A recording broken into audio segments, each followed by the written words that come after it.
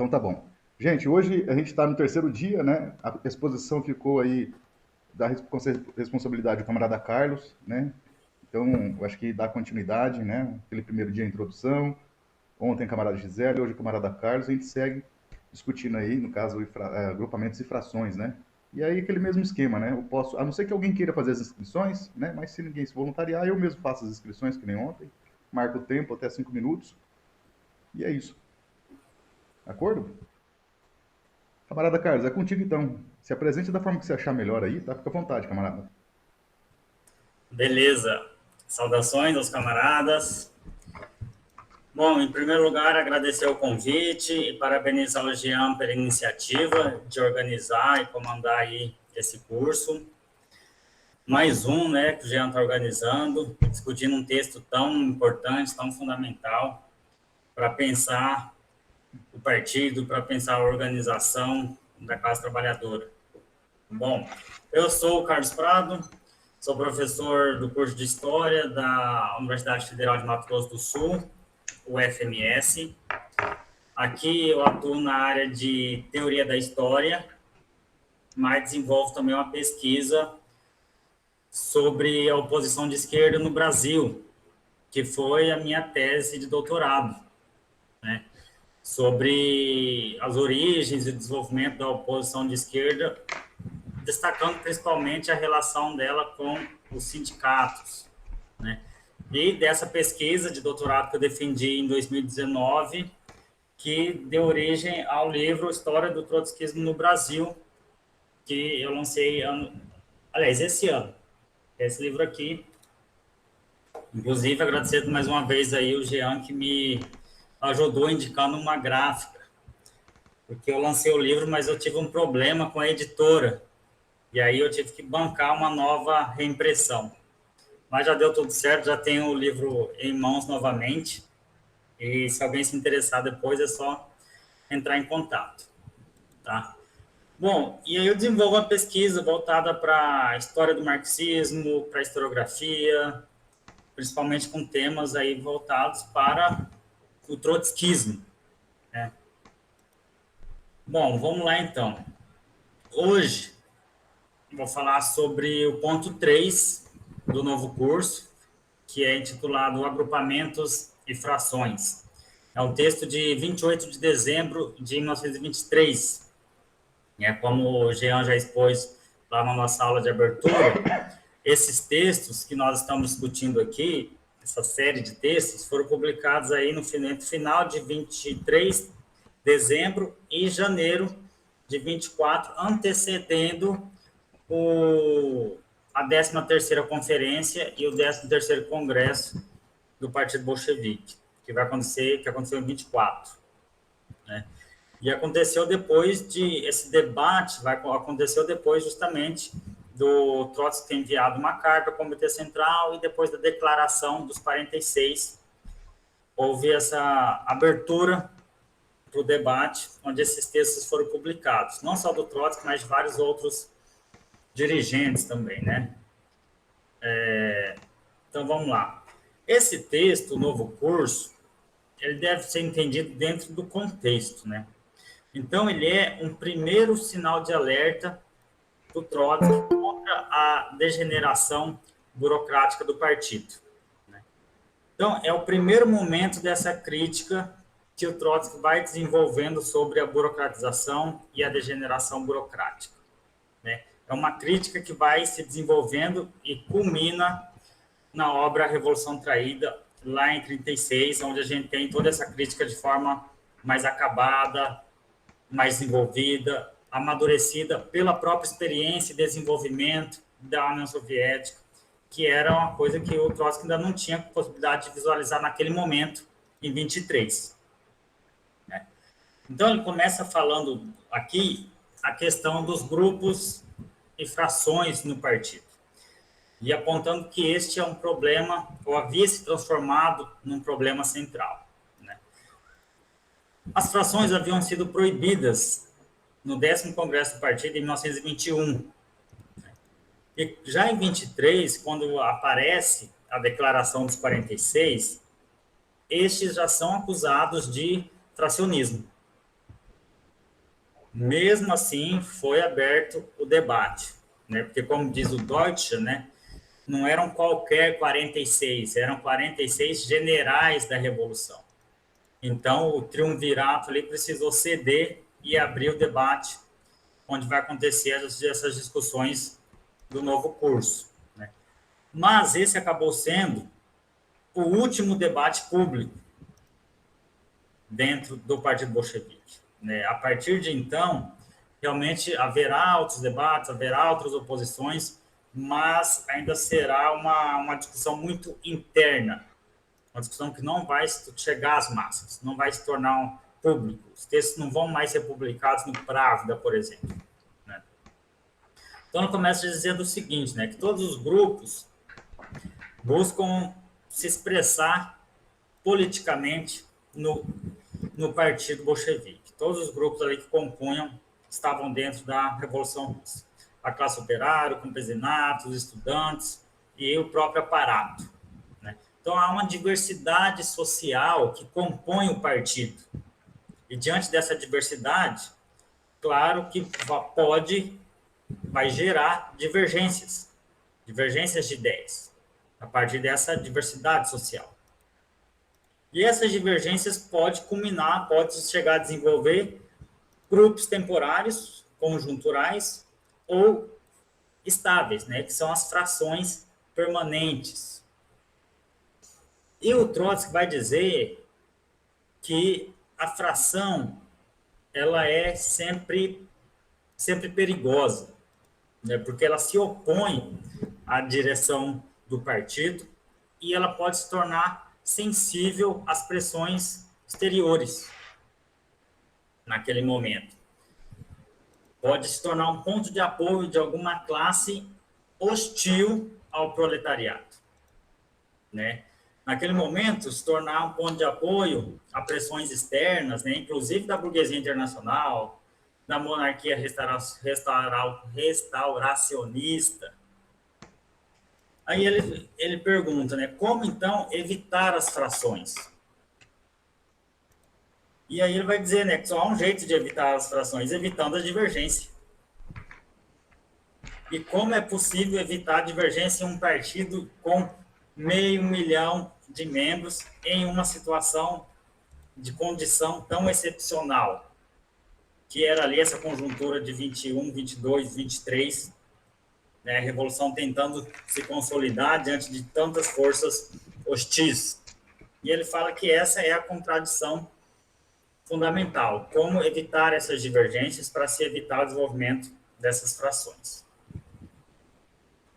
Então, ele diz que a elaboração da linha do partido, né, as suas resoluções, as suas declarações, a política do partido, ela nasce dessas divergências e contradições.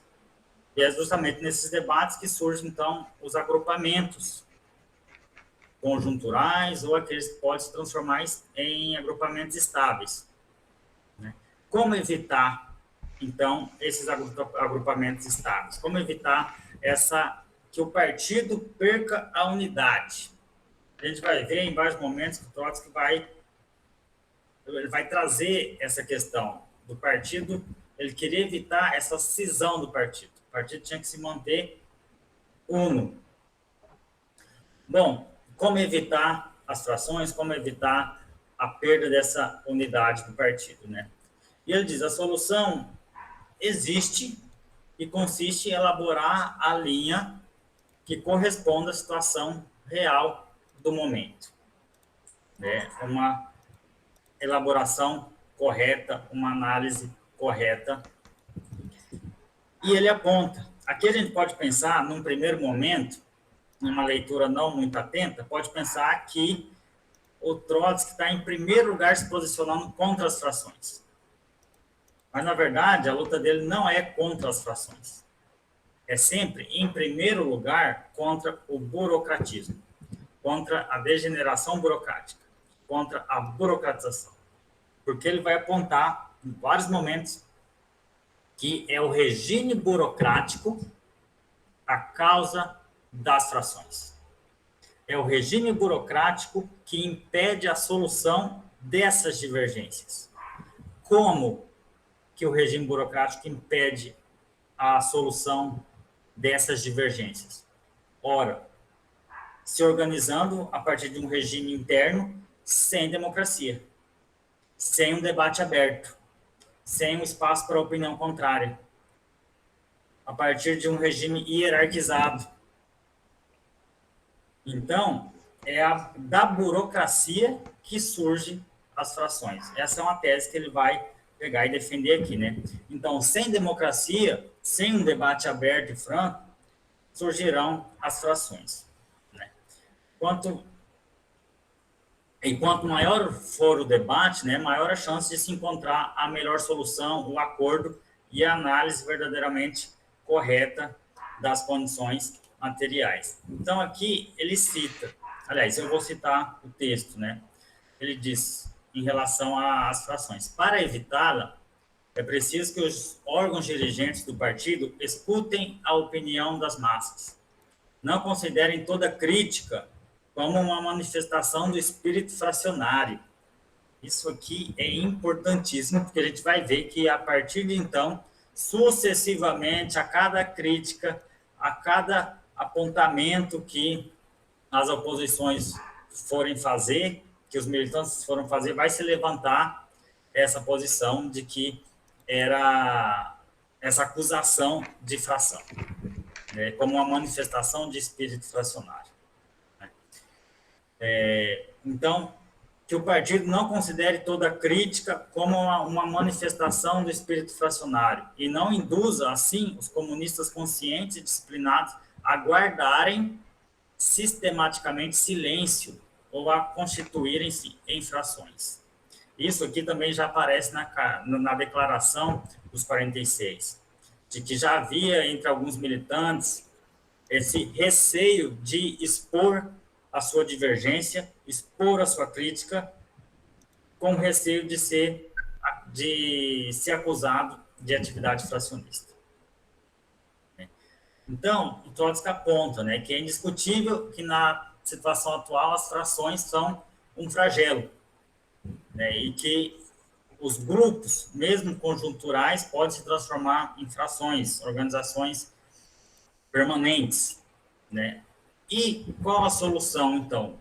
Ele vai dizer várias vezes, não basta proibir, ou seja, aquela proibição lá de 21, não basta uma declaração que proíba as frações.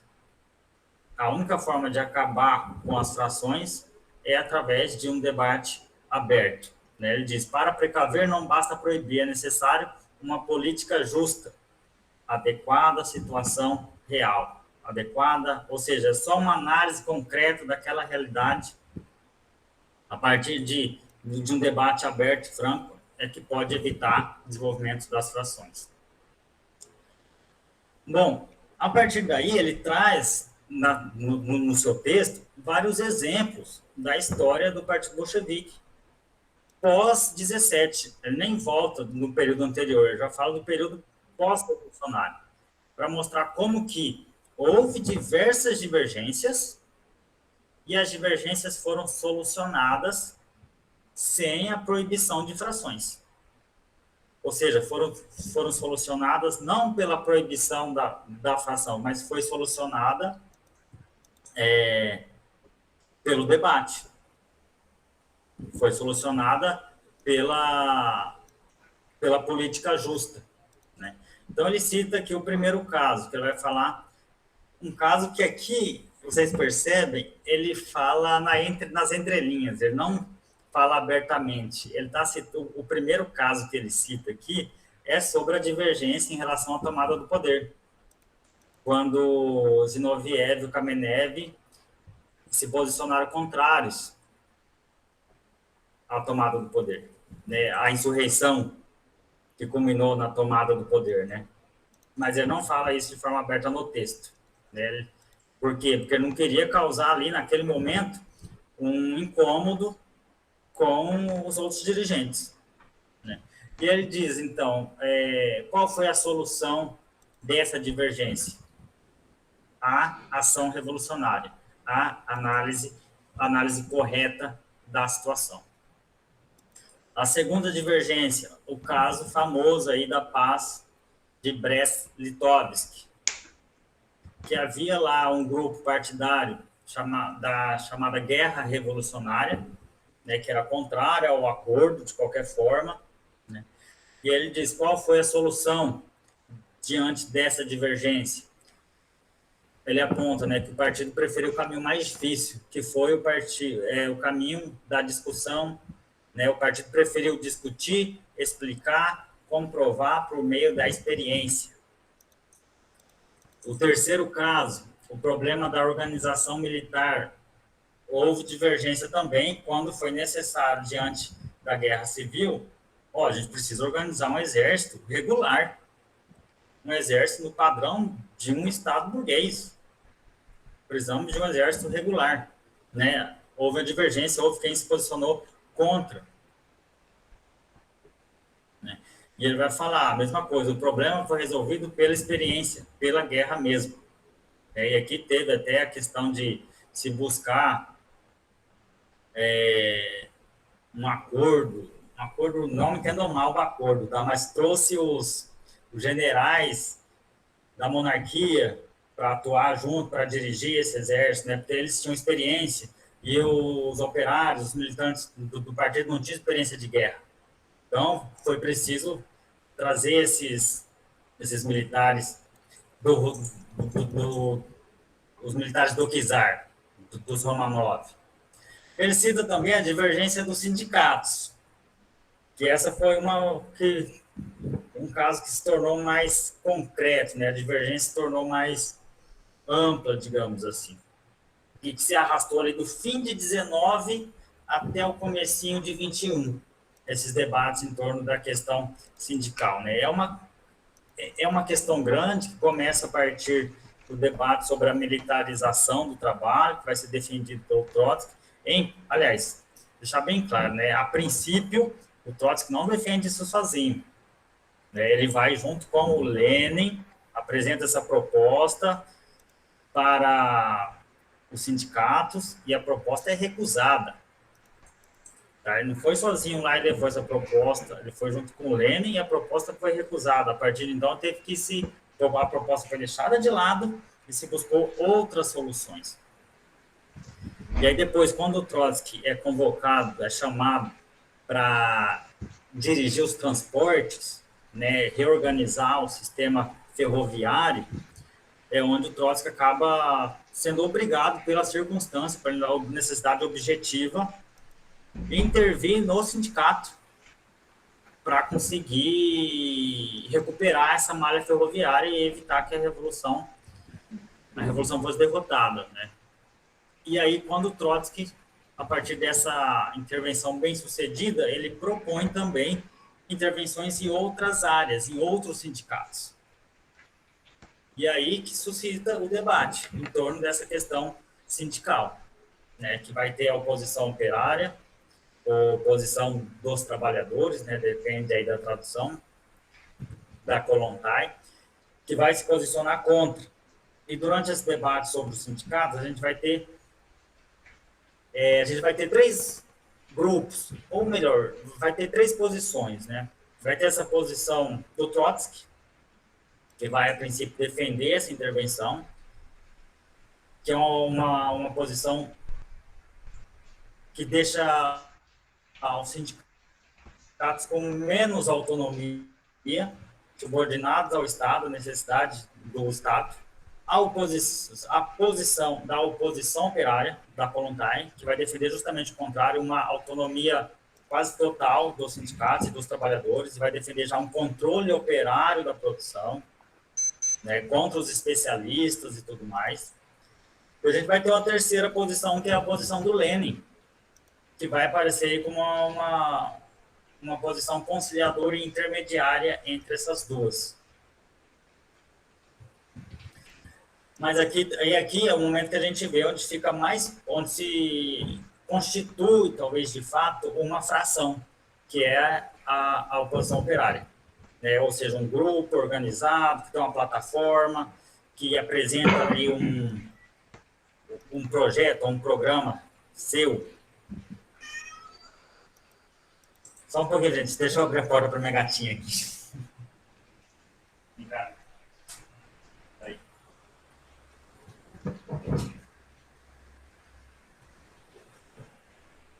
Bom, e aí ele vai dizer que essa questão dos sindicatos, como que ela foi solucionada, né? Ele diz que a discussão sobre o papel dos sindicatos e da democracia operária, ela escondia, na verdade, a necessidade de uma nova orientação econômica, né? Daí que vem a NEP, justamente nesse período aí, fim de 1920, início de 1921. E no fim de 19, quando o Trotsky apresenta a proposta do trabalho militarizado e a proposta é rejeitada, a solução que o Trotsky encontrou ali foi justamente uma espécie de NEP. Ele chega a propor essa abertura ao mercado naquele momento, só que naquele momento essa proposta é rejeitada. Então, por isso que mais tarde ele volta à questão da intervenção nos sindicatos. Bom, então a gente está aqui no contexto de fim de 20, início de 21, onde nós temos aí o fim da guerra civil, né, a derrota dos exércitos invasores, imperialistas, restauracionistas, mas a gente tem também, fim de 20, início de 21, as revoltas camponesas. Inúmeras revoltas camponesas, os chamados exércitos verdes, onde vai ter ali também na Ucrânia o Nestor Makhno, né? E o exército do Makhno, que chega a ter até 50 mil membros. E a gente tem também a revolta de Kronstadt. No mesmo momento em que estava acontecendo o 10º Congresso. Foi durante o momento que aconteceu o 10º Congresso, estava acontecendo a revolta lá em Kronstadt, né? E a gente tem também uma economia arrasada. O ministro de Guerra já havia esgotado todas as suas possibilidades e tínhamos ali inúmeras revoltas. Então, o contexto do 10º Congresso, onde se aprova a NEP e se aprova a proibição das frações, é esse contexto extremamente desfavorável, onde a Revolução, apesar de sair vitoriosa da Guerra Civil, a Revolução estava ali por um fio, né? Então, é nesse momento que se aprova a proibição de frações, numa resolução que vai ter o título de Sobre o desvio sindicalista e anarquista em nosso partido. E vai ter uma resolução também chamada Sobre a unidade do partido. E essas duas resoluções vão acabar, então, proibindo, abolindo a atividade fracionista, né? Ou seja, era permitida a discussão, era permitido o debate, mas não era permitida a formação de grupos com plataformas próprias. Isso era proibido e poderia ser punido com a expulsão do partido, né?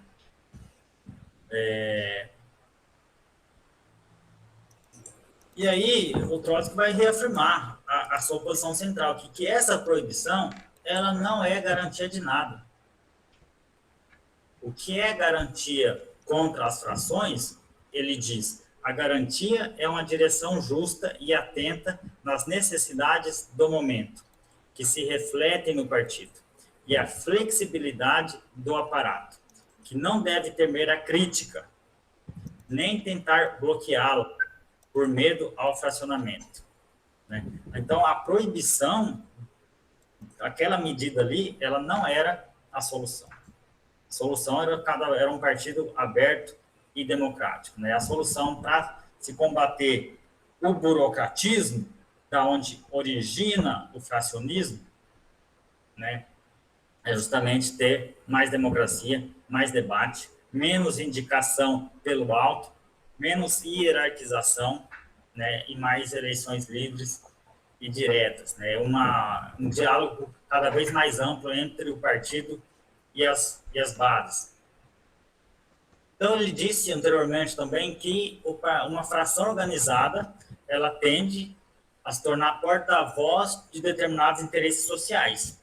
ela vai ser porta-voz de um determinado grupo social. Né?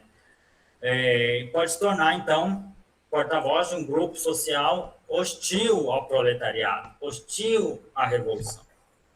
Só que ele aponta também ó, que nem toda divergência, né, nem todo agrupamento, nem toda fração é influência de uma classe oposta. Não é toda fração que vai necessariamente se tornar um ponto de apoio aí, ou ser porta-voz de uma classe oposta ou hostil à revolução. E ele cita aqui a divergência que aconteceu durante já o fim da Guerra Civil, a divergência sobre a invasão da Polônia, onde teve ali duas posições, né, uma favorável, outra contra a invasão, uma mais audaz, que era favorável, e outra cautelosa e prudente, falava que não era necessário, não era o momento de invadir, não haveria força suficiente. E essa posição mais prudente foi a posição derrotada. Né? Acabou ocorrendo a invasão e ocorreu depois uma grande derrota do Exército Vermelho. Mas ele diz que essa divergência não encerrava uma distinção de classe. Era uma divergência que encerrava simplesmente um debate sobre qual era o melhor meio para solucionar determinada questão, determinado problema, né? Bom, e aí para encerrar, ele encerra um texto aqui, nos dois últimos parágrafos, né? Ele fala que o futuro apresenta duas perspectivas, ou uma dupla alternativa. Ele diz, primeiro, ou se inicia o novo curso, com o desenvolvimento orgânico de todo partido, que é justamente um partido mais democrático, mais aberto, livre, de debate, menos hierárquico, com eleições diretas, em contato com as bases. Esse é o primeiro caminho, o caminho do novo curso. Ou o aparato cairá sob o controle de seus elementos mais conservadores e, a pretexto de combater as frações, fará retroceder o partido. E ele fala, eu sou partidário do primeiro caminho. E a gente vê depois que aqui ele acabou descrevendo realmente as duas alternativas, e o que se seguiu a partir do final de 23, início de 24, foi justamente esse segundo caminho. Né? O partido cair na mão dos elementos mais conservadores e, a pretexto de combater o fracionismo, fez o partido retroceder.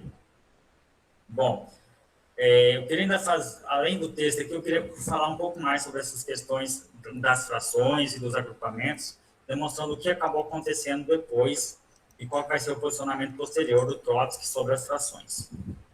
Tá? Bom, então, o que aconteceu depois? Vai ter o debate, esses textos do Trotsky vão ser publicados no Pravda, vai ter uma boa repercussão. Né? O Trotsky era um líder que era muito popular, que tinha respeito, que tinha apoio, né? E a partir de então ele passou a ser considerado ali a voz mesmo da oposição, né? Só que esse debate acabou sendo logo na sequência reprimido. Né? Então vai ter a 13ª conferência, 13º congresso, aonde vai se votar uma resolução contra essa oposição, contra os 46, né, acusando eles de atividade fracionista e de abandono ao leninismo. E ainda acusando de desvio pequeno burguês. Eu preciso falar o seguinte também, o Trotsky estava doente. Ele adoeceu lá em novembro de 23 e também em janeiro de 24. Então, ele não participou diretamente dessa conferência. Quem representou aí os 46 foi o Piatakov e o Preobrazhensky. Tá? E o que aconteceu na conferência? Aconteceu que essa resolução que chamava os 46 de atividade fracionista, abandono do leninismo e desvio pequeno burguês, ela foi aprovada. E só teve 3 votos contrários. Então, o Broé fala, né, que aqui já se percebe como que a máquina do partido atuou para manipular essa eleição. Então, o Broé cita, né, o direito de nomeação permite isolar Trotsky e decapitar a oposição. Então, essa oposição vai sair derrotada. Então, o Trotsky, após essa derrota, ele cumpre o seu dever como membro do partido. Né? Ele vai, inclusive, ele vai aceitar a derrota e vai silenciar, não vai levantar de novo essas questões, a não ser que seja esperando o próximo momento oportuno para trazer de novo esse debate. Né? E aí, esse contexto de 23 para 24, já aqui em 1924, é quando aí nós temos a morte do Lenin, né, em 21 de janeiro, e o Trotsky vai lançar depois a obra As Lições de Outubro, justamente nesse contexto aqui, pós-derrota da oposição. E já em As Lições de Outubro, é justamente um texto onde ele vai combater a posição do Zinoviev e do Kamenev. Aquele debate que aqui, no novo curso, ele não quis falar, não quis expor de forma direta, né? Nem As Lições de Outubro ele vai falar com todas as letras. Né? Bom, aí vai surgir o que é conhecido como debate literário, que na verdade não é um debate, né? Que após a publicação das Lições de Outubro, vai sair uma série de textos onde vai surgir a oposição trotskismo-leninismo. Então, vários militantes aí vão publicar textos do trotskismo versus o leninismo, para tentar deixar essa pecha aí, essa ideia de que o trotskismo é averso, é diferente do leninismo. Bom, em 25 a gente já vai ter uma nova oposição, que é a oposição de Leningrado, liderada aí pelo Zinoviev e pelo Kamenev, né, que também vai ser derrotada, quando Zinoviev e Kamenev se posicionam contrários ao socialismo no seu país. Já em 26 e 27, a gente tem a oposição unificada, aí Trotsky, Zinoviev, Kamenev e vários outros velhos bolcheviques, mais uma vez trazendo algumas questões de debate, não só o regime interno, como também estava no centro do debate aqui, a Revolução Chinesa, a traição da Revolução Chinesa. Mas aqui não é uma fração. Eles não se reivindicavam como fração. Né? Eles eram militantes buscando o debate aberto, buscando na conferência apresentar a sua proposta e debater e colocar a discussão diante do partido. Mas esse debate já era limitado, né? E aí, só em 27, final de 27, Trotsky é expulso do partido, expulso da União Soviética, ele sai da União Soviética para a Turquia em janeiro de 28, e aí sim é quando ele vai se organizar como uma fração. A oposição internacional de esquerda, que começa a ser organizada aí 28, 29, em 30 tem sua primeira conferência, ela se apresenta como fração. Então, aqui é o primeiro momento em que o Trotsky vai se apresentar como fração, quando ele já é uma fração, na verdade, uma fração excluída do partido. É uma fração expulsa do partido. Tá?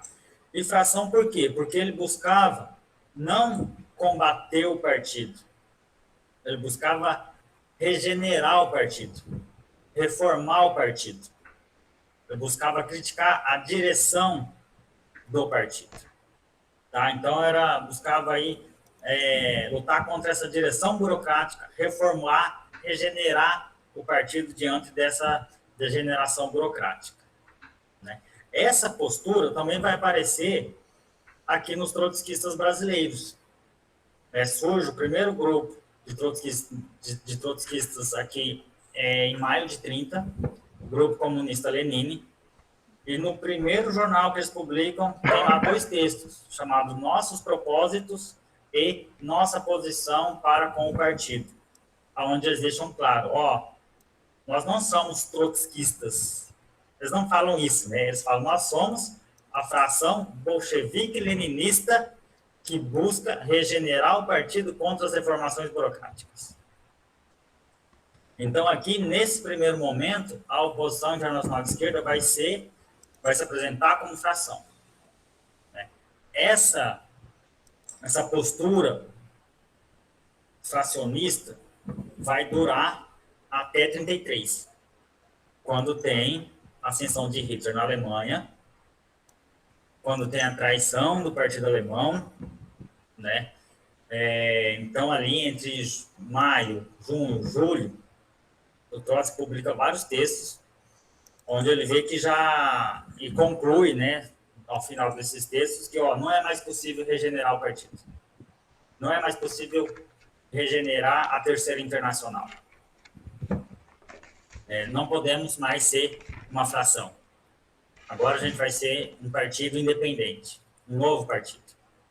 E, portanto, vamos buscar a Constituição. O objetivo do nosso novo partido é construir a Quarta Internacional. Então, em 33, ali em julho e agosto de 33, é quando a oposição internacional deixa de ser fração e vai buscar, então, construir a Quarta Internacional, que é fundada em 38. Bom, e aqui, só para finalizar, gente, sei que eu estou em cima do tempo já,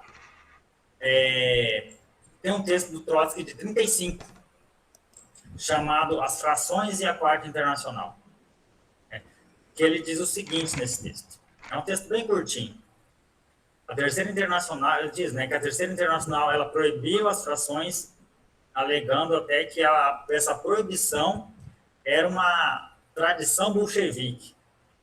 Ele fala, não existe é difícil imaginar uma calúnia tão grande. Até porque se foi proibido em 21, quer dizer que antes não era proibido. Então, havia essa discussão, havia a permissão das frações, né? Aí houve várias frações conjunturais, não chegaram a se transformar em frações estáveis, né? Então, mostra que as frações faziam parte da vida legítima aí do partido. E aí, eu vou ler também um trecho aqui desse texto, que eu acho que é bem interessante. Ele fala sobre essa proibição das frações. Então, ele diz aqui, somente no 10º Congresso do Partido, reunido em meio do bloqueio e da fome extrema, do descontentamento crescente dos camponeses e das primeiras etapas da NEP, se estudou a possibilidade de recorrer a uma medida tão excepcional como a proibição de frações. Pode-se considerar que essa resolução do 10º Congresso obedeceu a uma necessidade grave. Porém, os acontecimentos posteriores deixam absolutamente claro que a proibição das frações significou o fim do período heróico da história bolchevique e abriu caminho para a degeneração burocrática. A partir de 23, os epígonos estenderam a proibição e a supressão da luta fracional no partido dominante na União Soviética às jovens seções da Terceira Internacional, condenando-as à degeneração antes que tivessem tempo de crescer e desenvolver-se. Né? Então, aqui ele fala realmente que a proibição das frações foi aí, abriu o caminho realmente para a degeneração burocrática. Mais 2 coisinhas que ele fala nesse texto, e aí já estou finalizando. Né? Primeiro, sobre as frações. Ele diz que um partido só pode tolerar as frações que não perseguem objetivos diretamente contrapostos aos seus.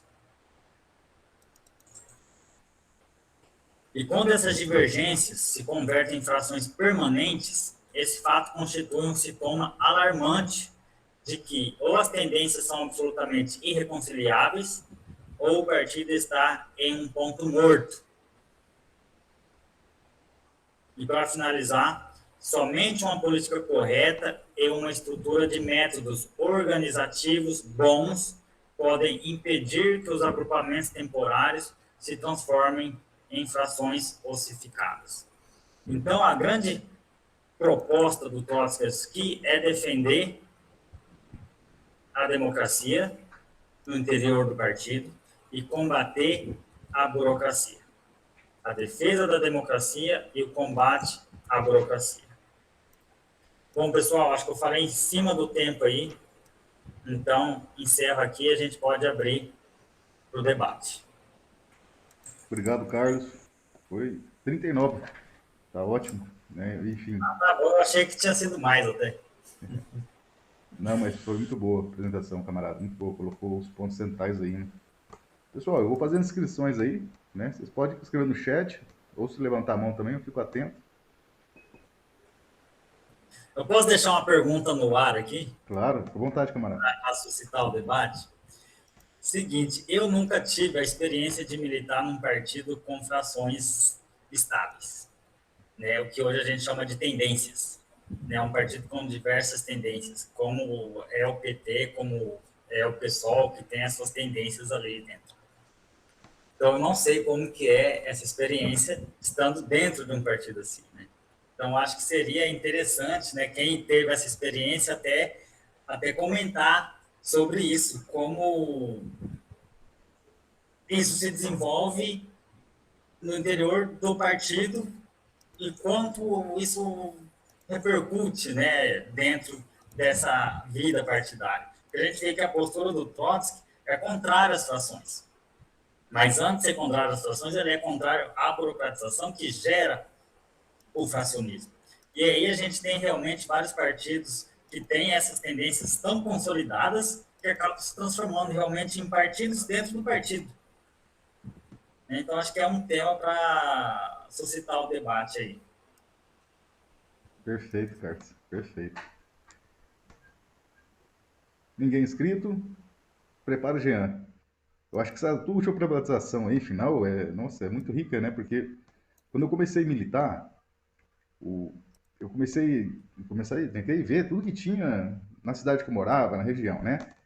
E quando eu comecei a conhecer o pessoal do PSOL, isso muito tempo depois, né? Eu tive um pouco de dificuldade de entender esse negócio, né? Como que é? Exatamente essa.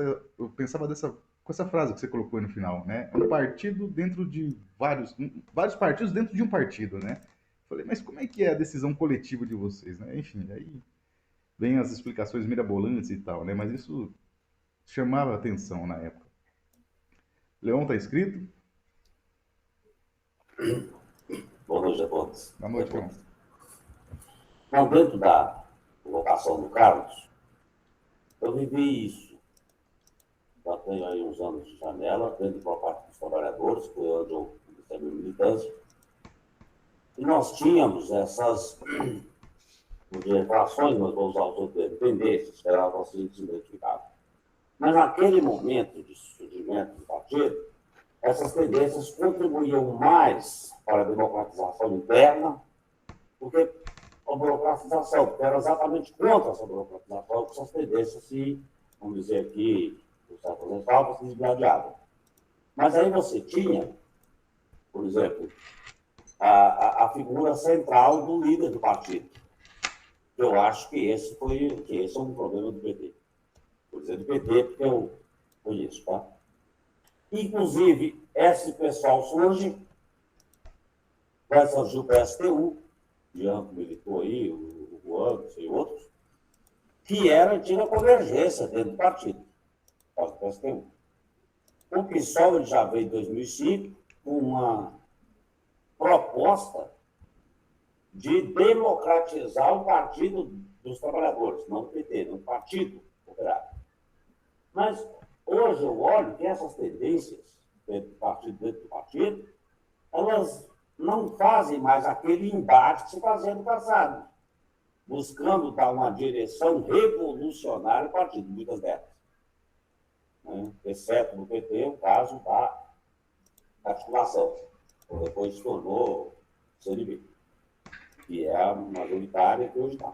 O que existe de corrente interna hoje é mais vou dizer assim, uma proforma, porque elas não mais, vamos dizer, têm uma verve revolucionária, crítica, propositiva, para dar uma direção revolucionária a esse partido. É mais de acomodação mesmo, dado que muitas dessas tendências que fazem esse debate também se beneficiam dessa burocratização. Por exemplo, agora, quando vivendo esse momento, que é a disputa agora por cargos dentro do governo federal. Então, eu acredito que aquela luta política que se tinha dentro das tendências era benéfica. Benéfica porque impedia, de certa forma, que um grupo monopolizasse tanto os recursos partidários como a própria ideologia do partido. Então, uma frase salutar, acho que todos conhecem aí, que eu acho que foi o divisor de águas, o radical realmente na luta interna daquelas tendências, é uma frase do Zé Dirceu quando ele foi presidente do partido. Quando ele começa eu digo Zé Dirceu porque ele foi o líder disso, né? Mas você tem todo um grupo por trás aí. Quando ele disse que precisava tornar o partido palatável para a classe média. E que aqueles grupos que se posicionavam como radical, caso que era a Convergência, a Causa Operária, que hoje vai dar no PCO, e outros aí, que agora não me recordo. Até mesmo o Trabalho, que era do Genuíno, tal, a Democracia Socialista, da qual eu militava. Isso era o quê? Um partido dentro do partido, ele dizia. Então, ele não admitia, naquele momento, quer dizer, a direção da democracia não admitia que houvesse umas tendências com imprensa própria, com representatividade fora do que se considerava o palatável para a classe média, que era o partido exatamente ganhar eleições. E, de fato, aconteceu isso. Se tornou tão palatável que essa classe média bem pensante aí, beleza, por sinal, achou tão palatável que engoliu logo o partido. E deu no que deu, e está dando no que dá, o partido se degenera ali, não tem mais nenhum sentido. E essa experiência, para mim, é a que eu mais critico hoje. Então, por exemplo, esse seminário aqui, lendo, né, dá até, guardando as devidas proporções, com muito cuidado, fazer um decalque do que o próprio está dizendo, o que é a produção do Partido dos Trabalhadores. Obviamente, guardadas as devidas proporções do processo revolucionário que estava vivendo. Aqui estávamos na tentativa de construir um partido revolucionário e fez água. E se observarmos, em 10 anos, desde a formação do partido até a primeira eleição de 89, o partido cresceu com essas correntes internas, né, formando núcleos nas fábricas e fora das fábricas, disputando o espaço político, ideológico, e depois da primeira eleição do Henrique Cardoso para cá, o partido só foi fazendo água e chegou agora apresentando o Geraldo Alckmin como companheiro de luta. Não é isso. Desculpa aí, José, não vi mais. Obrigado, Leon. Siminha. Não temos nenhuma inscrição ainda. Gisele, com vontade, camarada. Então, parabenizar aí o Carlos pela apresentação. Tem vários elementos aí que são importantes, assim. Mas o primeiro que eu queria chamar o quanto os partidos trotskistas distorceram Trotsky, né? Acho que quando, na exposição do Carlos e na leitura do texto, isso é muito claro, da maneira como, na verdade, o stalinismo foi tão pesado hegemonicamente na constituição dos partidos, que até os partidos que reivindicam Trotsky distorceram Trotsky. Eu acho que isso fica muito claro quando vai discutir a questão das frações, né? Porque o Trotsky ele nunca colocou isso como, vamos dizer assim, uma proibição. Ele colocava como um perigo, né? Mas não como uma proibição. Isso é importante. Ele dizia o que vai resolver o problema é justamente a democracia, e não o inverso da democracia, que é a proibição, a centralização exacerbada e etc. Mas, dentro desse processo, o que me chama a atenção aí na exposição do Carlos é o caminho que o Trotsky vem fazendo nesse debate. Ele faz um caminho, primeiro, né, ele faz 2 prognósticos de isso vai se resolver ou pelo novo curso ou ele vai se resolver com a vitória dos setores burocratizados. E, efetivamente, o que se resolve é a vitória dos setores burocratizados. Se consolida essa vitória. Né? E, enquanto ele está dentro do partido, ele vai atuando ali, pontuando. Acho que o novo curso é um primeiro aspecto dessa questão. Depois de 28, efetivamente se forma como uma fração, né? Uma fração efetiva. Só que de 28 a 33 é um período curto, aí, tem menos de 6 anos, ele percebe que as veias do partido entupiram. E aí eu acho que a grande questão é que esse prognóstico dele não é uma luta eterna dentro do partido, porque eu acho que isso é importante. Ele está vendo a coisa em processo, então ele vê nascer essa burocracia como um fator da ordem histórica mesmo, etc., mas ele vê como essa burocracia vai se consolidando enquanto corrente, a ponto, inclusive, de chegar no momento que se proíbe completamente o debate interno dentro do partido. E quando ele tem esse diagnóstico, é quando ele propõe a ruptura. Né? Então, eu acho que esse movimento do Trotsky é muito preciso, porque ele não vê a coisa paralisada, ele está vendo o processo justamente em movimento. Né? E aí, dentro disso, eu estava pensando, os 2 caminhos que se colocam hoje para a esquerda são caminhos muito perigosos, porque os 2 são antidemocráticos. Né? Em que sentido? Então, você tem partidos, são partidos tendências, né? Cabe tudo ali, e é perigoso em que sentido? Não só porque pode apoiar um setor da burguesia nessas situações, como o próprio Trotsky colocava, mas é perigoso porque, na verdade, hoje tem tendência você não efetiva a democracia operária. Isso é um ponto. Né? Então, bom, eu discordo, não se resolve por maioria, eu simplesmente discordo e lanço outra posição. De alguma forma, é uma quebra de democracia operária nesse sentido. E, por outro lado, o centralismo burocrático, que é o centralismo sem a discussão interna efetiva, também é uma forma de ruptura com a democracia operária. Em meu juízo, as 2 condições estão colocadas para a esquerda no momento. Ou se caminha para essa coisa de tendências, onde não se respeita a decisão da maioria do partido.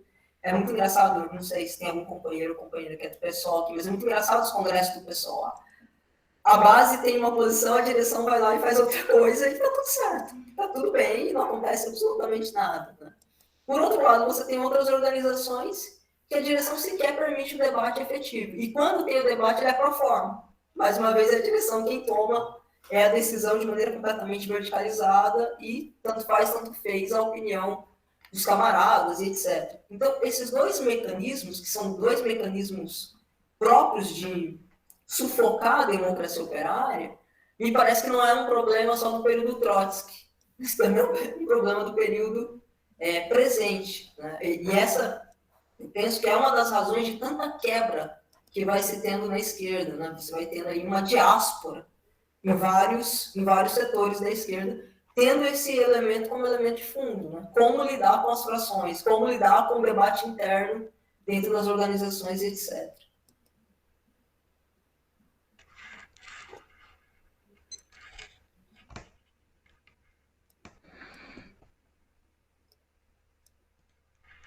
Valeu, Gisele.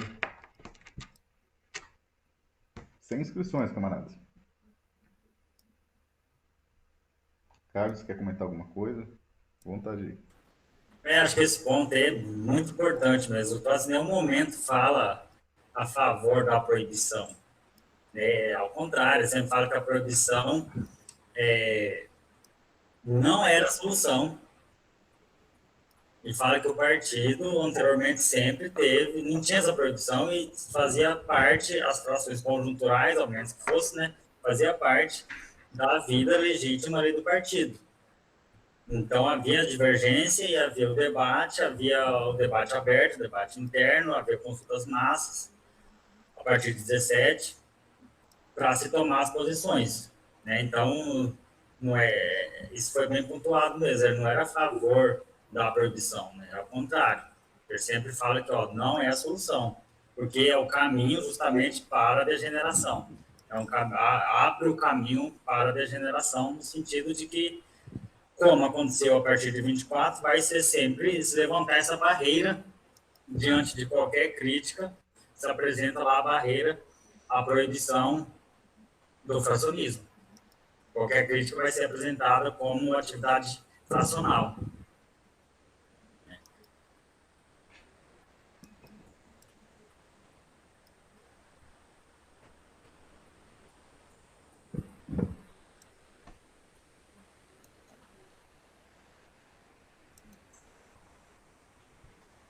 Me inscrevo aqui.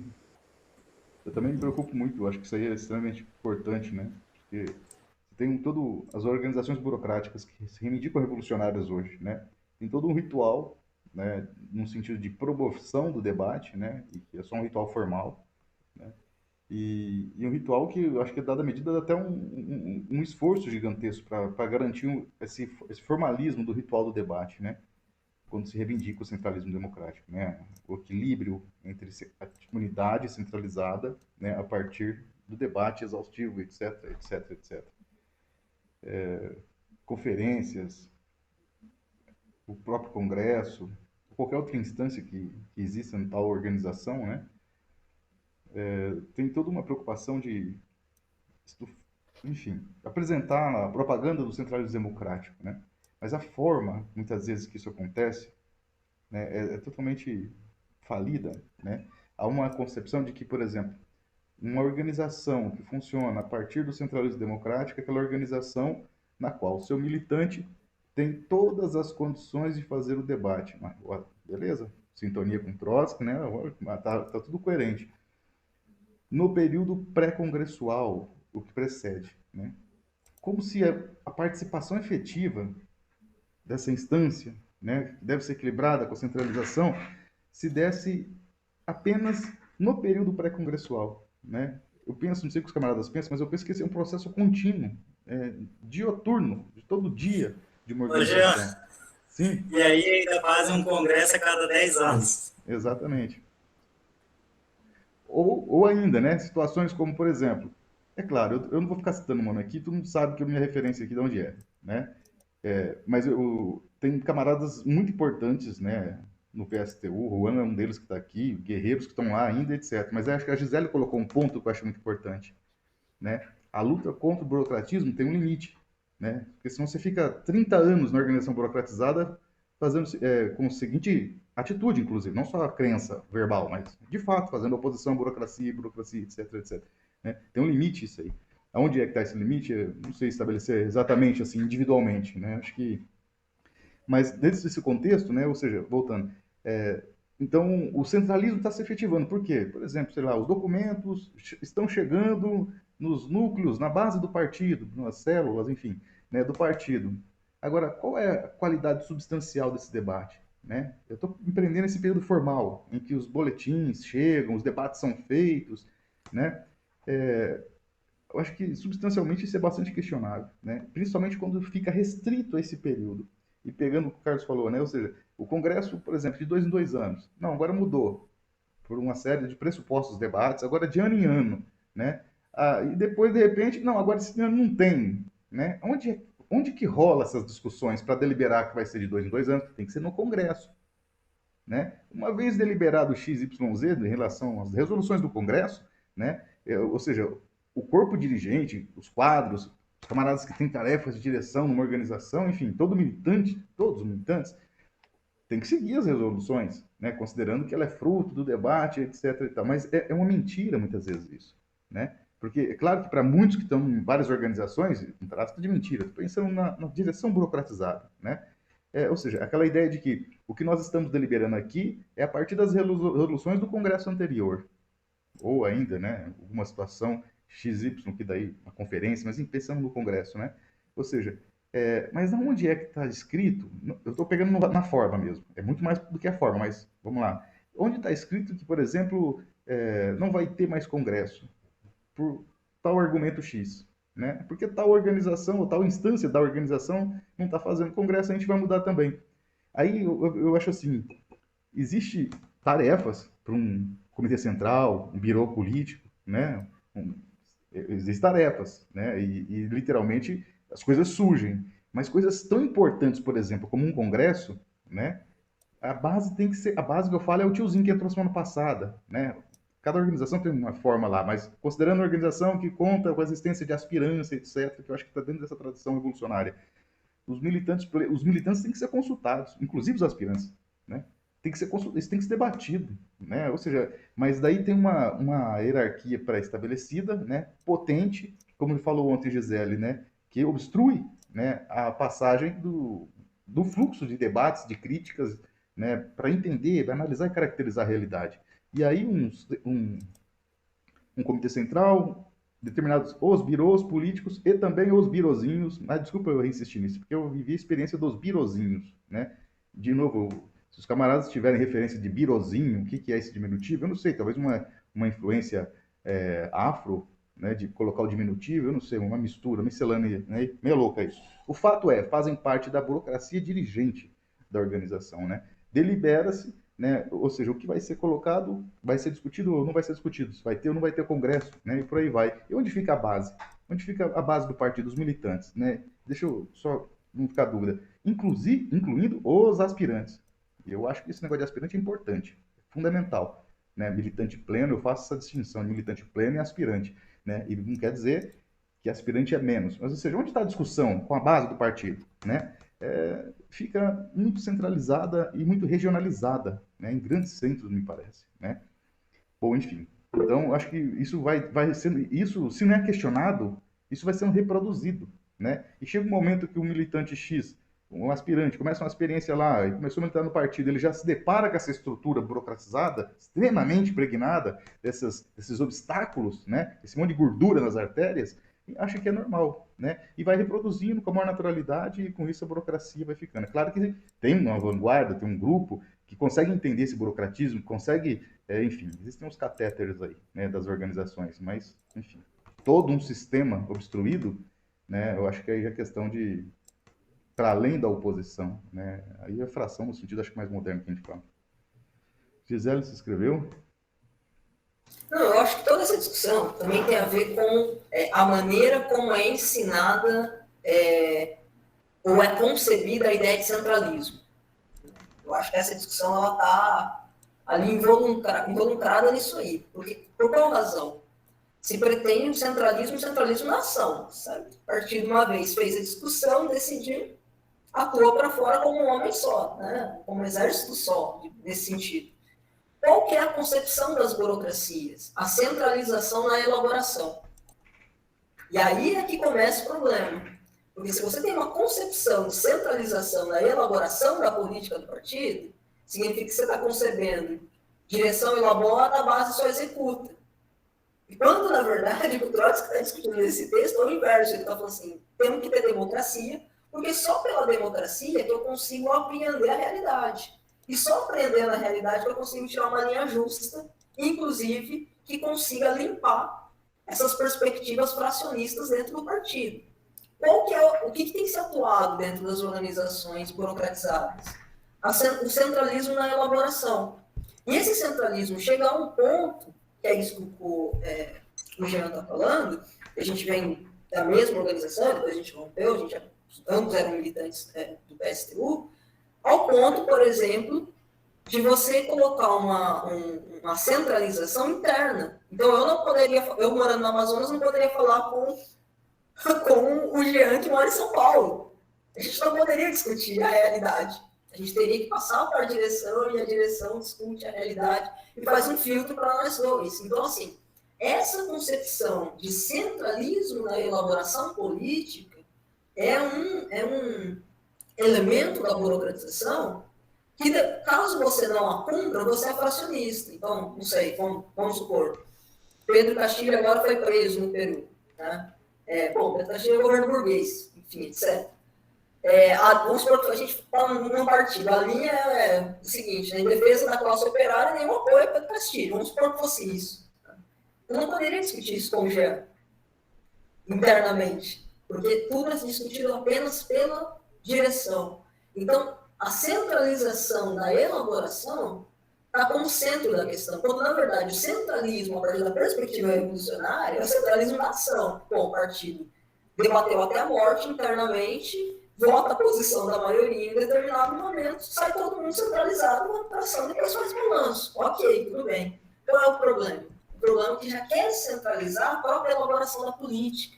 E aí você mata a democracia interna. Não por outra razão, você vai tirando políticas cada vez mais lunáticas para a realidade. Né? Enfim, apoia governo burguês em um canto, apoia governo burguês em outro, etc. Porque cada vez mais você vai ficando distante da realidade, porque você não permite que os elementos que estão fincados na realidade ali do partido, que são os militantes de base, ajude a elaborar a linha do partido. Então, acho que toda essa discussão de fração, como atuar para fora, etc., tem a ver com como se concebe a questão do centralismo. Por isso que eu digo que há uma deturpação incrível, aí eu não estou falando dos partidos stalinistas, não, estou falando dos partidos trotskistas, em relação à teoria de Trotsky. É impressionante, e a teoria leninista também em geral, porque a gente está falando do PCB, ou de qualquer, a gente está falando de partidos trotskistas, que têm uma concepção de centralismo para a elaboração política. Né? E eu acho que essa é a questão mais grave assim, que tem que ser apresentado. Não por outra razão, o elemento da democracia está sempre questionado dentro desses partidos, ainda que de forma silenciosa, ainda que de forma bastante silenciosa.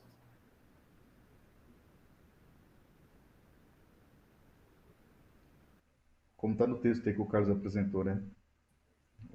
É o caminho mais difícil, né? Qual foi o caminho que tomamos? É o caminho mais difícil, né? Que é mais árduo, mais trabalhoso, né? Mas é o melhor caminho, né? É a discussão, né? Mas aí tem que girar todo mundo do partido para fazer essa discussão. É isso mesmo, os caras propunham fazer isso no partido, como o Carlos falou, de 500 mil de militantes. Partido de 500 mil de militantes. A gente não sabe o que é isso aqui na história do trotskismo no Brasil, por exemplo, né? Então, bom, Brasil, acho que, enfim, né? Não só em geral, né? Não só do Brasil. Ou seja, mas é o caminho mais difícil, né? E aí, é claro, o atalho, a burocracia vai trabalhar com um monte de atalho, né? Na formação, na elaboração, nos encaminhamentos, na condução de todo o processo, né? Enfim. E aí é complicado, porque assim, ó, comungando aí do foco da Gisele, né? Pensando nos partidos trotskistas, a gente vê nos partidos trotskistas, é passível de observar isso, características, né, do que a gente chama, pensando para além de 23, o stalinismo. É horrível ter que falar isso, né? Mas várias situações em debates, não só numa organização ou duas, mas em eventos, atividades coletivas, né, que juntavam mais organizações trotskistas, já era obrigado, desagradável para Dedé, mas desculpa, isso aí, essa reprodução aí, camarada, é a reprodução clássica do stalinismo, né? E isso até os dias de hoje. O processo eleitoral deu vários exemplos para nós, né? Esse atual agora, né? Menos pior, voto crítico, né? Isso é denunciado pelo Lenin desde abril, né? Bom, enfim. Nenhuma inscrição, enfim.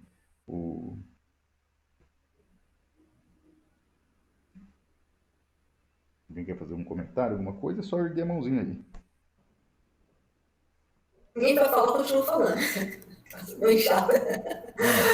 Não, porque esse debate é muito rico, camaradas. Eu acho que essa questão da stalinização, esse foi, acho que um dos últimos conceitos que eu usei quando eu estava no PSTU, a stalinização dos partidos trotskistas é um debate muito sério. Por qual razão?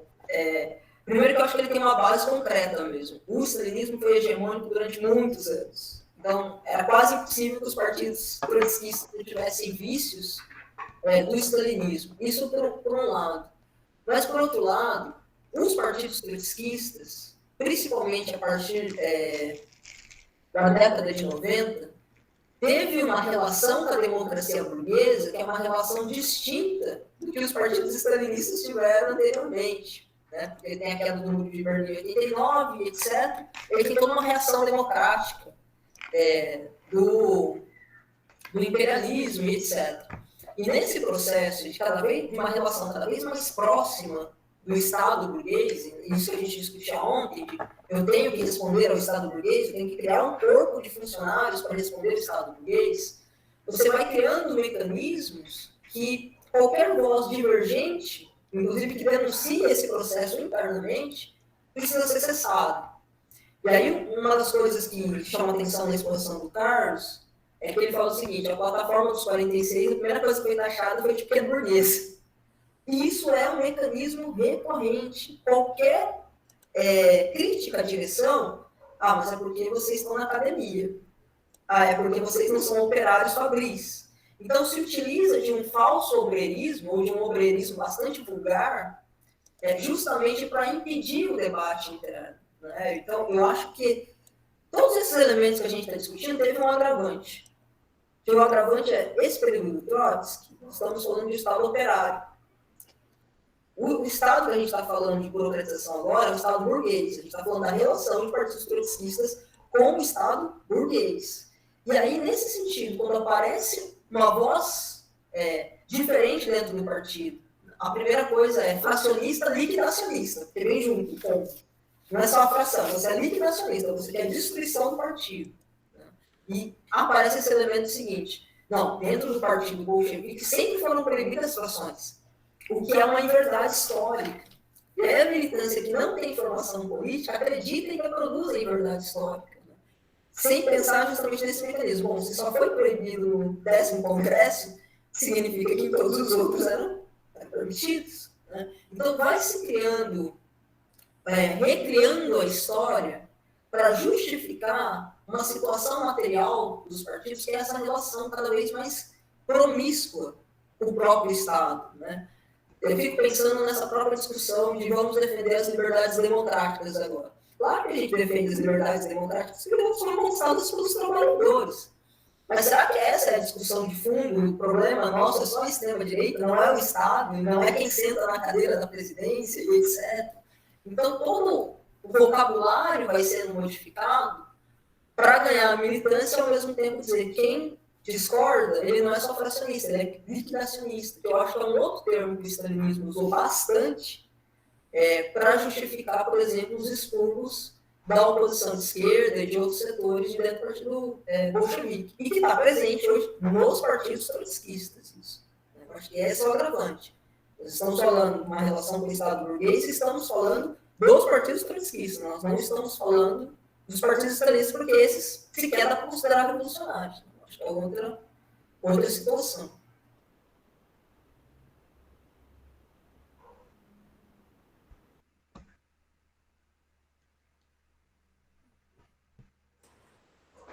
Vou aproveitar para comentar também.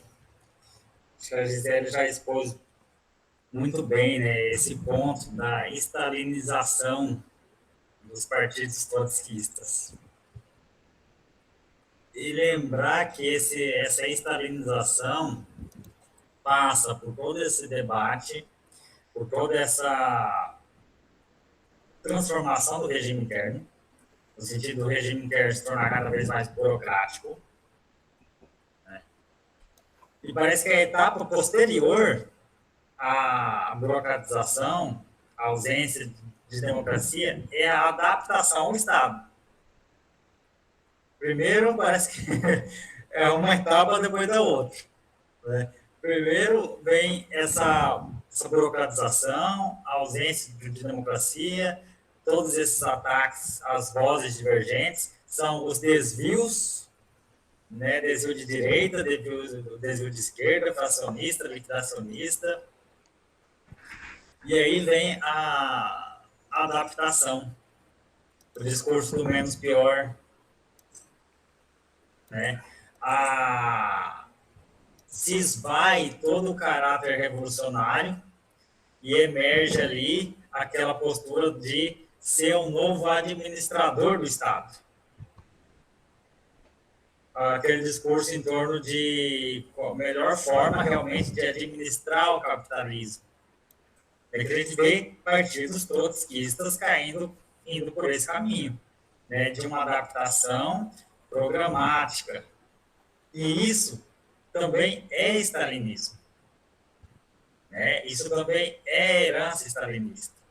A Stalinista fez isso no final da década de 20, na década de 30, na década de 40, né? A conciliação, a Revolução Chinesa, no qual impediu que o Partido Comunista Chinês atuasse de forma independente, fez eles apoiarem o Partido Nacionalista do Chiang Kai-shek, foi traído, liquidado, aí sim realmente liquidado, né, assassinados. A Guerra Civil Espanhola, mesma coisa, adaptação, conciliação com o regime burguês e usando a desculpa do combate ao fascismo, as frentes populares. Uma adaptação ao regime burguês que foi, não posso usar o pretexto do combate ao fascismo, né, as chamadas frentes populares aprovadas no 7º Congresso.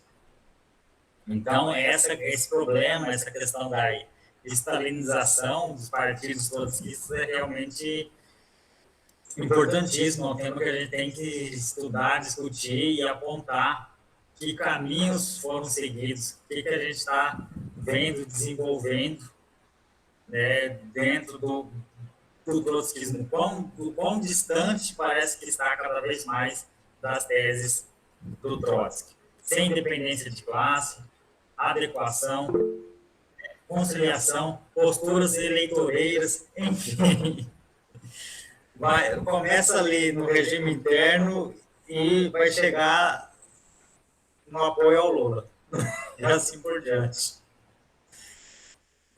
Bom, Gisele, vai lá. Não, é rápido. Eu só queria colocar o seguinte, e essa é uma descoberta nova, mas está sendo uma descoberta, assim, libertadora, quase no sentido religioso da palavra, assim, né? Que esse processo, no caso brasileiro e latino-americano, no seu conjunto, tem muito dentro do morenismo, meu juízo, tá?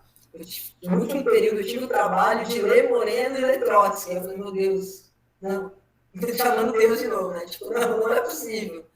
E nessa discussão da adaptação e do apoio ao menos pior, etc. E teve um texto no Moreno que eu acabei encontrando que ele diz isso, que o problema não é você votar em um governo, em um partido burguês, o problema é você apoiar o governo burguês, como se o voto não fosse um apoio.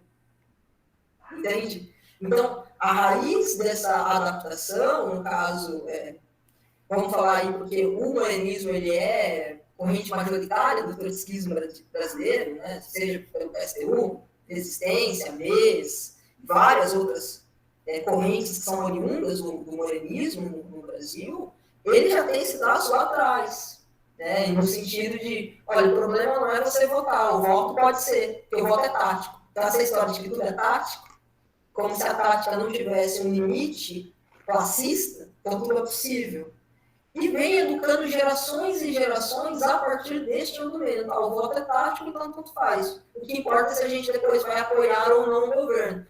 E qual é a tarefa que vai se dando nesse processo? Vai se dando uma tarefa de ser a consciência crítica de governo burguês. Olha, nós somos a ala mais crítica. Nós não somos um partido revolucionário, nós somos a ala mais crítica desse governo. Tudo isso envolto a isso que o Carlos está chamando de administrar o Estado, porque, veja, camarada, administrar o Estado não é só pelo parlamento, também é pelos sindicatos. Os sindicatos é parte do Estado burguês. O sindicato, inclusive, é um amortecedor da luta de classe. Então, na medida que você vai administrando o Estado para arrefecer a luta de classe, o sindicato para arrefecer a luta de classe também está participando do apaziguamento estatal do processo da luta de classes. E muitos partidos trotskistas têm feito isso, né? Haja vista que o problema do aparatismo sindical não é um problema só do stalinismo no Brasil, é um problema também dos partidos trotskistas, né? Então, eu acho que esse debate de burocratiza internamente, depois vai se adaptando ao regime, etc., ele também vem acompanhado de todo o escopo teórico.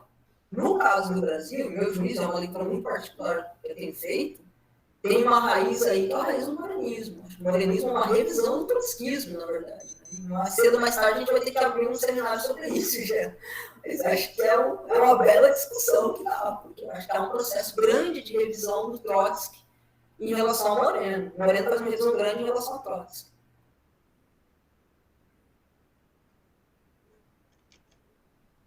Tem ninguém escrito, eu vou me escrever aí. Em relação ao que você levanta aí, Gisele, em relação ao Moreno, né?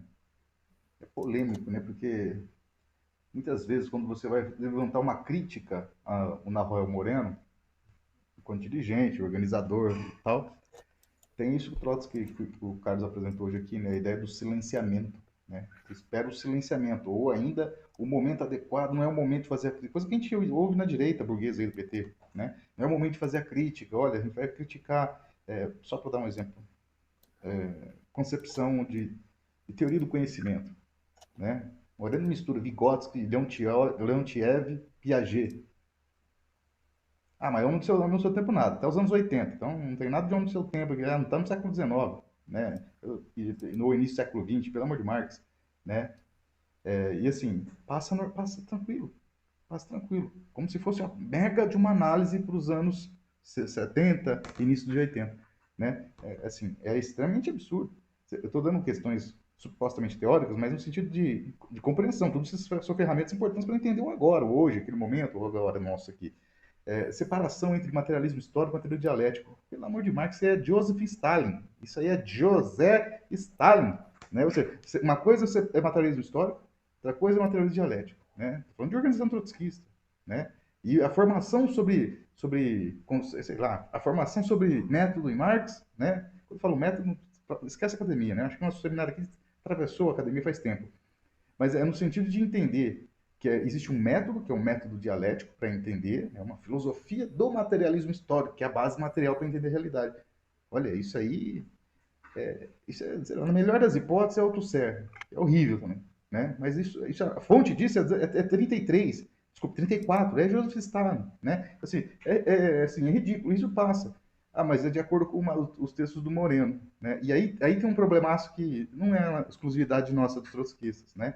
Ou seja, o Trotsky é uma coisa, daí você tem um Lambert falou uma outra coisa, e aí tem um cara que leu o Lambert, uma coisa o Moreno. Né? Ou seja, e aí leitura, releitura, releitura. Por isso que eu acho que ele, não é só agora, eu acho que permanentemente a gente tem que retomar os clássicos. Vamos discutir, eu acho que a gente pode discutir morenismo, discutir lambertismo, sei lá, qualquer coisa.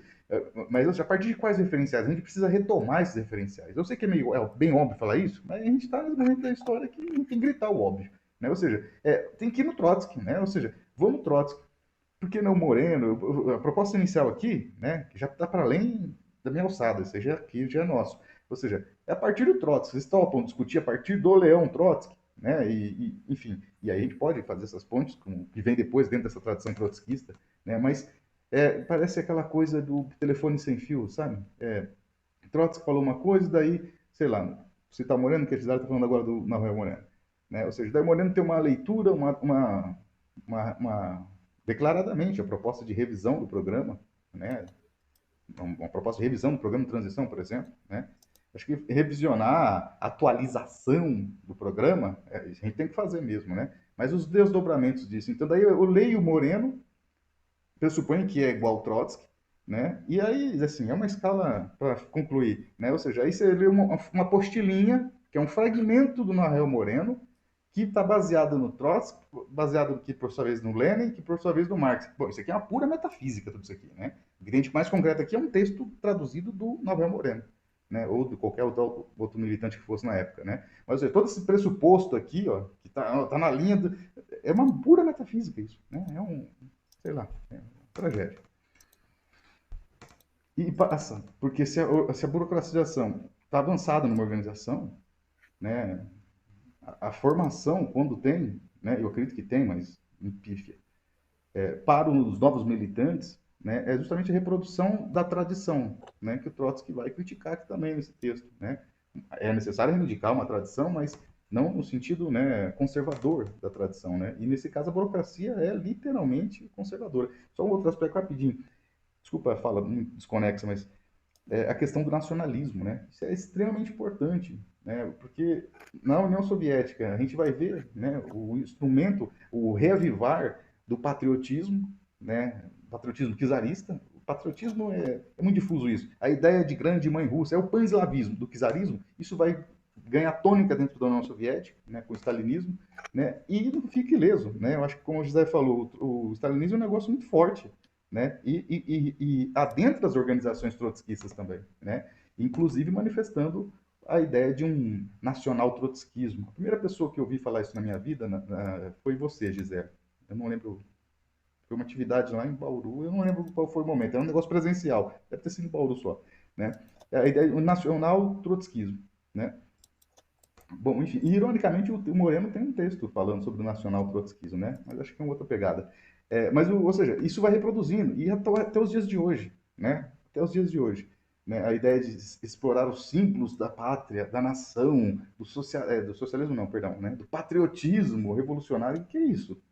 Isso aí me parece aquelas propagandas, né, desenvolvidas pelos adanovismo na União Soviética de exaltação da grande pátria mãe Rússia, sabe?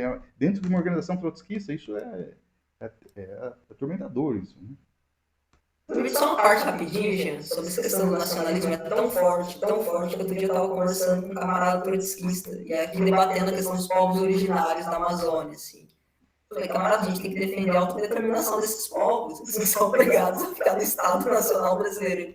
Não, mas como que a gente vai fazer com o futuro Estado operário? Esse futuro Estado operário não existe. Começa por aí.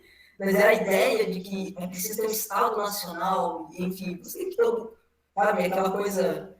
O debate que o Lênin fez com a Rosa Luxemburgo, inclusive, que o Lênin defendia de maneira muito veemente a questão da autodeterminação dos povos e a Rosa não. E o camarada trotskista, ele falou, não, mas tem que pensar primeiro na ideia do Estado Nacional, então, etc. Para você ver como que isso é arraigado forte dentro da militância. É uma coisa impressionante.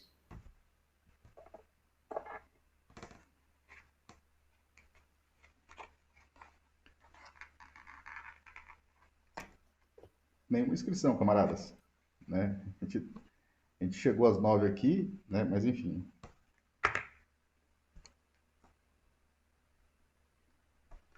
Eu não sei como é que é a experiência de vocês com esse tipo de atividade, né? Em relação ao seminário, discutir Trotsky, tem esse momento que a gente está vivendo, né? Debater Trotsky e tal, fazer tudo isso aqui por internet. Eu não me permito acostumar com esse formato aqui, todas essas coisas, né? No sentido... É combinado, né? Tem uma pobreza, mas tem uma riqueza. A gente não ia se reunir aqui, né? Cada um está num canto do Brasil aqui. Isso é rico, né? Mas é uma atividade meio diferente, né? Pelo menos o que eu estou acostumado aí, não sei vocês, né? Normalmente a gente abre uma live, a pessoa faz uma palestra, uma conferência, alguma coisa assim, daí depois debate e tal. É que eu acho que ainda está rolando bem, assim, mas eu acho que questão de fazer parte do nosso cotidiano, né? Não sei. Camaradas, como não tem inscrições, eu vou falar para o Carlos, se ele quiser fazer algumas considerações finais, enfim, algum amarramento aí, sei lá, alguma coisa assim, né? E a gente toca o barco. Eu acho que é isso. Acho que o debate foi bem rico, né? É um tema extremamente importante, não só para a gente conhecer a história do Partido Bolchevique, a posição do Trotsky lá em 23, o desdobramento disso, mas para a gente debater o hoje, entender melhor o que a gente está vivendo hoje, as posições dos nossos dos partidos existentes, né? Então, acho que é um debate extremamente rico, e cada um desses textos do Trotsky que a gente está vendo, que mostra uma vitalidade histórica, infelizmente, né, são textos extremamente atuais. Então, acho que está sendo muito bom o nosso debate aqui. Mas, em relação ao debate mesmo, não teria mais nada a acrescentar, não, já. Tranquilo. Beleza, Carlos. Agradeço aí a sua apresentação, Carlos, a participação de todos vocês aqui hoje. Amanhã nós continuamos, então, o quarto dia do seminário, né? Quem vai apresentar é a Nathalie, falando sobre burocratismo, né, e a revolução. Muito interessante. Lembrando aí, mais uma vez, o livro do Carlos está disponível aí, né? Está o autor aqui. Livro muito interessante, viu, Carlos? É muito, muito, muito interessante. Eu vou ver se consigo, nesse final de ano, fazer uma resenha para ajudar, inclusive, a divulgar o livro, porque é muito rico mesmo. E... Maravilha, obrigado, beijo, já agradeço aí. Não, acho que é muito importante isso, né? E a Nathalie amanhã vai apresentar isso. A Nathalie também tem uma pesquisa que ela fez recentemente aí, né? Sobre esse contexto histórico da Revolução Russa, então vai certamente dar muitas contribuições para nós aí. E é isso, camaradas. Fechamos, então? Valeu. Fechou. Valeu, pessoal. Até amanhã. Abraço, pessoal. Até amanhã. Abraço. Valeu, gente. Tchau, tchau.